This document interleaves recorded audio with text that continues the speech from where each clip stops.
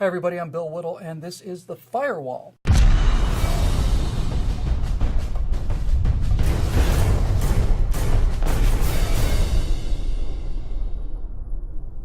Now, just as a quick public service announcement in these days of increasing lawlessness, federal encroachment on constitutional limits, and crybaby progressive whininess in general, I thought I might take a moment to pass out a little rhetorical ammunition to those of you who have to hear from people who, if they can no longer pretend that the Second Amendment doesn't exist, then at least try to misinterpret it to the best of their ability. The Second Amendment to the Constitution of the United States reads, "A well-regulated militia being necessary to the security of a free state, the right of the people to keep and bear arms shall not be infringed." Now, progressives read this and say that only those people in a well-regulated militia have the right to keep and bear arms. Let's find out why this is utter nonsense, shall we? Now, over at the Constitution Society, author J. Neil Schulman conducted a remarkable exercise. He sent the text of the Second Amendment not to a lawyer, but to an expert on the English language. Roy Copperend taught journalism at USC for 17 years and served on the usage panel of the American Heritage Dictionary. Merriam-Webster's dictionary frequently cites him as an expert on American English usage. Now, I'm paraphrasing their remarkable exchange here, but basically, Schulman asked Copperend the following questions. 1. Can the sentence be interpreted to grant the right to keep and bear arms solely to a well-regulated militia? Copperend replied, the sentence does not restrict the right to keep and bear arms, nor does it state or imply possession of the right elsewhere or by others than the people. It simply makes a positive statement with respect to a right of the people. Well, Schulman then asked if the right to keep and bear arms was granted by the Constitution or whether the right pre-existed the Constitution. Copperend: the right is not granted by the amendment. Its existence is assumed. The thrust of the sentence is that the right shall be preserved inviolate for the sake of ensuring a militia.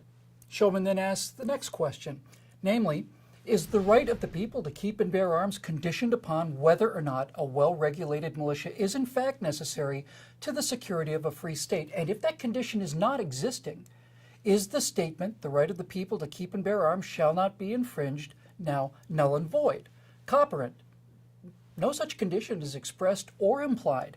The right to keep and bear arms is not said by the amendment to depend on the existence of a militia. The right to keep and bear arms is deemed unconditional by the entire sentence. Schulman concludes the exchange with an example even a progressive could understand. He sent Mr. Copperend a precisely grammatically identical sentence, which was, "A well-schooled electorate being necessary to the security of a free state, the right of the people to keep and read books shall not be infringed." Does that mean, he asked, that only a well-schooled electorate, high school graduates let's say, are the only ones with the right to keep and read books? To which Mr. Copperend replied, there's nothing in your sentence that either indicates or implies the possibility of a restricted interpretation. So, what does the Second Amendment actually say, according to an expert on the American usage of the English language? Well, 1, a well-regulated militia is one of the nice things that an armed population can provide, but it's not the only thing, and it's not the reason to arm the people. 2, the right to keep and bear arms is reserved to the people, not to the militia. This makes sense when you think about it, because a militia is a group of citizens who bring their own weapons with them. That's why the amendment says that the people can not only bear arms, they can keep them at home where they live. And 3rd, the right of the people to be armed is not even granted by the Second Amendment. That right is inherent in the people.